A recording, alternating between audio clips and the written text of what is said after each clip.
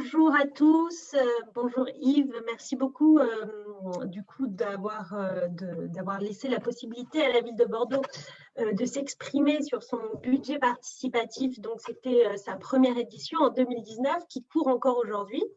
Alors dans un premier temps, je voulais vous présenter donc dans les grandes lignes les chiffres clés de Bordeaux et du territoire dans lequel on s'inscrit avec notre budget participatif. Donc, à Bordeaux se situe en Gironde, Nouvelle-Aquitaine. On est à Bordeaux, la 6e métropole française. On a un dynamisme démographique très important depuis une dizaine d'années.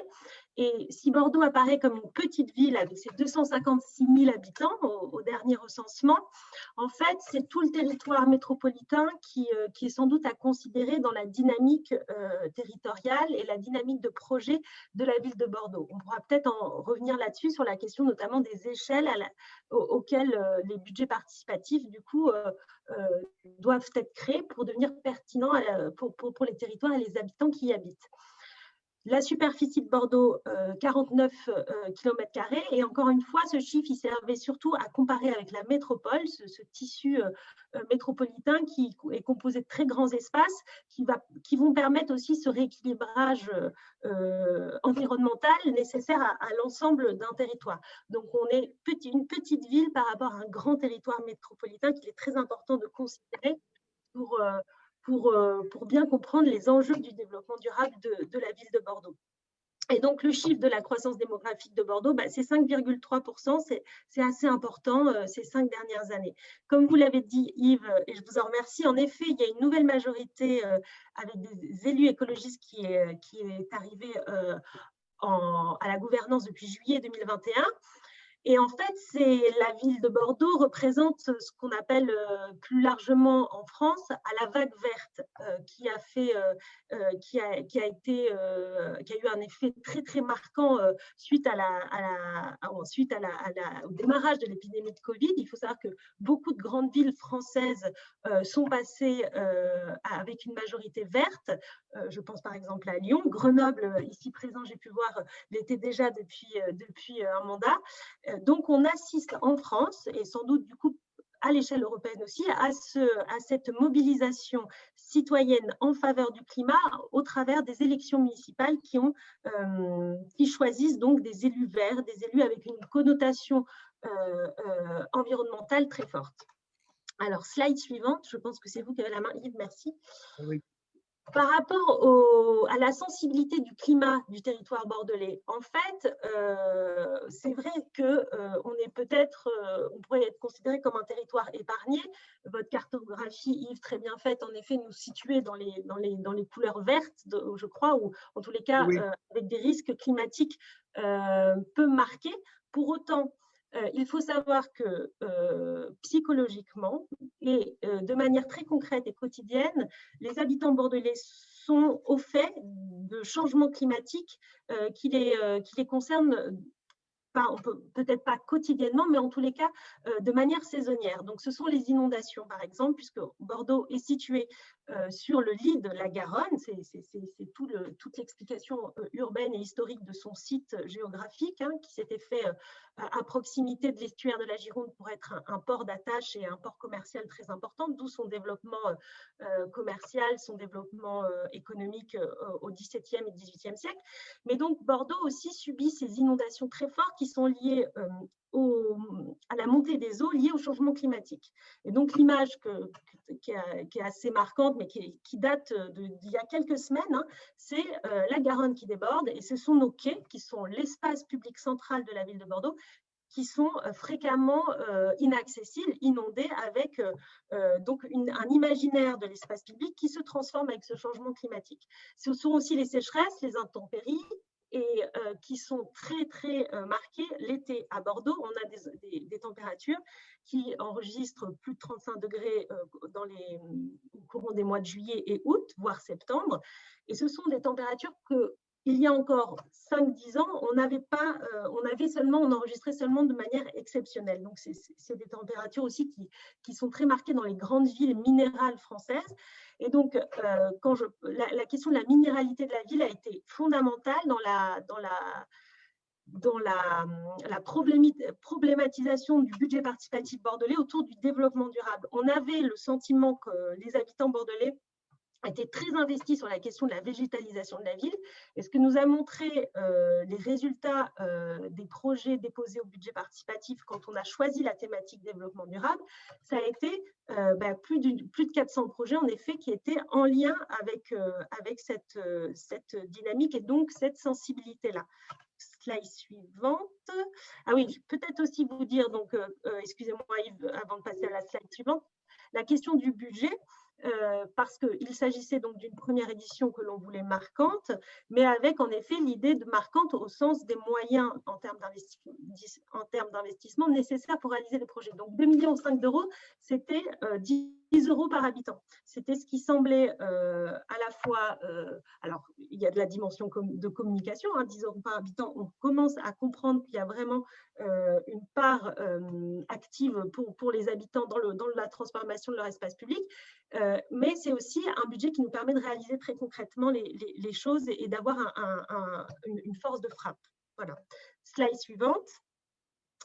Alors, je vais présenter très rapidement les derniers projets qu'on a inaugurés ces derniers mois. Donc, c'est des photos qui datent d'il y a 2 mois. Pour la plus ancienne, si je ne me trompe pas, oui, c'est ça. Et donc, c'était pour vous montrer aujourd'hui le processus opérationnel de réalisation des projets qui est actif, qui continue, d'où ma raison aussi et d'où mon poste qui perdure, puisque l'intérêt de cet outil budget participatif à Bordeaux, c'est qu'il caractérise une forme de résilience dans les outils démocratiques, puisqu'il a réussi en effet à passer la mandature, qui a été, elle, changeante. Et ça, je pense que c'est quelque chose de très important, c'est qu'il était évident pour la nouvelle mandature écologiste que le projet budget participatif était un projet phare à soutenir et à faire perdurer. Ce qui n'est pas nécessairement le cas, évidemment, pour tous les projets avec une dimension politique forte lors d'un changement de mandature. Donc, le budget participatif, donc au départ, une vraie réussite avec 407 projets déposés. Donc, en effet, une vraie créativité citoyenne qui nous a largement nous surpris. Quand on a reçu ces 407 projets, on ne s'attendait pas à ce qu'on en ait autant.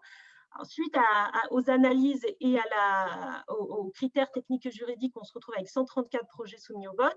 C'est plus de 13 300 votes, donc c'est 5% de participation. Donc, pour un outil démocratique qui s'additionne aux outils de vote et aux outils électoraux classiques, c'est un pourcentage qui n'est pas négligeable, voire assez important si on compare avec d'autres pourcentages des grandes villes françaises qui sont engagées dans un budget participatif.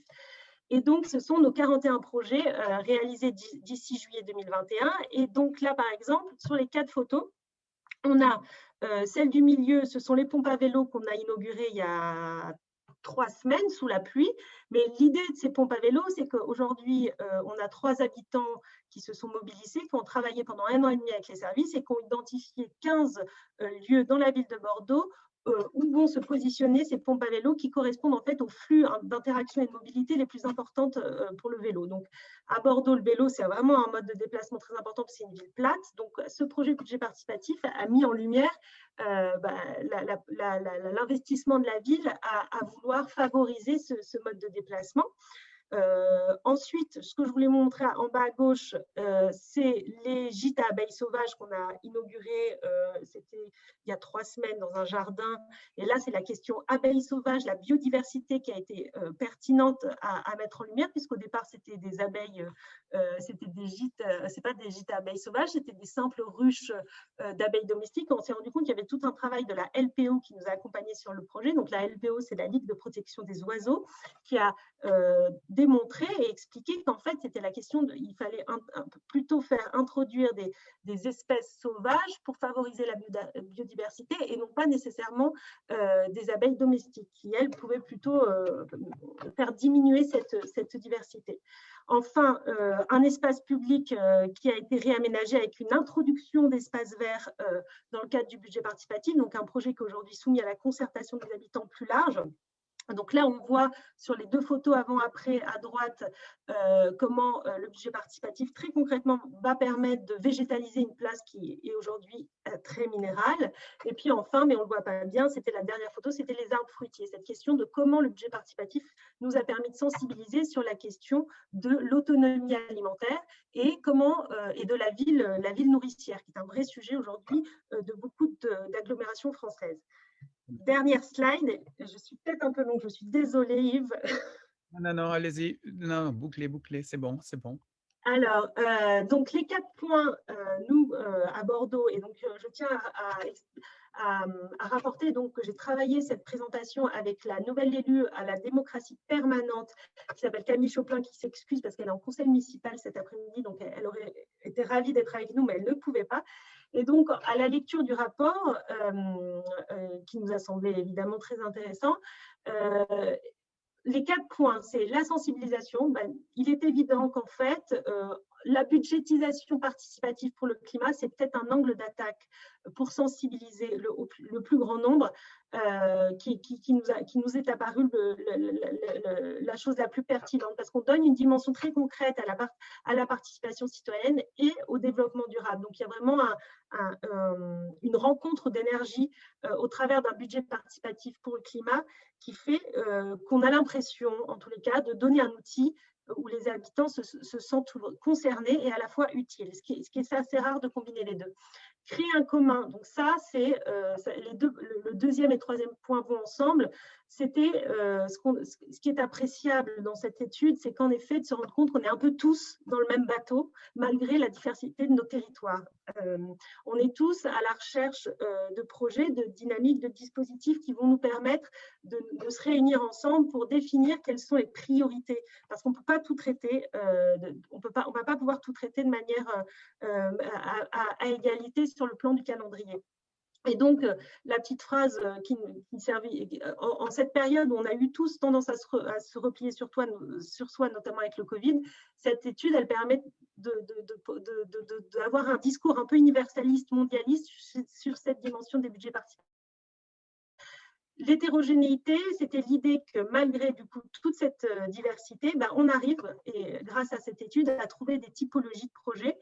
Et il serait intéressant, nous on trouve à Bordeaux, d'avoir une typologie clé, officielle, qui nous permettrait ensuite de faire peut-être une évaluation globale internationale de l'ensemble de nos dispositifs de budget participatif. Donc, c'est pour ça que j'avais copié-collé votre typologie, Yves, parce que ça nous paraissait hyper intéressant. Et puis, à la fin, et ça, c'est ce que je voulais vous dire au départ sur la question des échelles, des territoires, nous, on prêche pour notre paroisse, parce qu'à Bordeaux, on est très content et ça marche, parce qu'on a des services qui sont en capacité de produire ensuite les équipements, les projets sur le territoire, mais il se pose la question de la pertinence de territoires métropolitains qui n'ont pas nécessairement ensuite les compétences pour agir sur les fameux espaces publics ou les fameux espaces communs dans lesquels on va créer les projets. Et ça, c'est quelque chose, nous, qui nous pose question aujourd'hui. À Bordeaux, il y a la question du budget participatif métropolitain, et on se demande, à toutes les villes et la métropole, comment ensuite on va pouvoir introduire l'échelon municipal s'il y a au-dessus un échelon métropolitain. Donc voilà, cette espèce de millefeuille parfois administrative dans les budgets participatifs nous pose question, et on est, nous, évidemment, favorable en tous les cas à l'échelon de la ville comme l'échelon le plus pertinent, mais le versus, et donc le revers de la médaille, c'est en effet cette fragilité politique. Dans l'étude, il y a San Pedro à Mexico et Agueda au Portugal qui ont eu une suspension de leur activité de budget participatif suite aux élections. À Bordeaux, on voit qu'on perdure, donc peut-être que c'est ça aussi, imaginer des budgets participatifs qui font tellement d'unanimité qu'ils perdurent au-delà des alternances politiques. Merci beaucoup.